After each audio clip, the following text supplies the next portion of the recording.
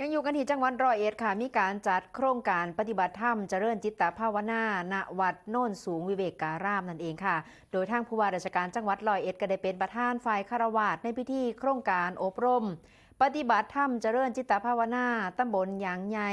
โดยมีพระธรรมวชิระดีโลกเจ้าคณะภาคเก้าเป็นประธานฝ่ายสงฆ์พร้อมคณะสงฆ์และก็มีนายพิชยาตุระซ่องรองผู้ว่าราชการจังหวัดร้อยเอ็ดหัวหน้าส่วนราชการและก็ประชาชนเข้าร่วมงาน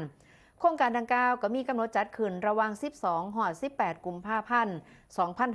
2569 เพื่อที่จะเชิญชวนพี่น้องประชาชนมาเข้าวัดปฏิบัติธรรมฝึกจิตใจให้สงบและก็มีสติผ่านกิจกรรมสวดมนต์ฟังเทศน์เพื่อให้สามารถนำหลักธรรมไปปรับใส่ในการดำเนินชีวิตประจำวันได้อย่างมีความสุขเป้าหมายที่สำคัญก็คือการสร้างความรักความสามัคคีให้คนในชุมชนซึ่งก็จะส่งผลให้หมู่บ้านและก็สังคมมีความสงบสุขและก็ร่มเย็นอย่างยั่งยืนนั่นเองค่ะ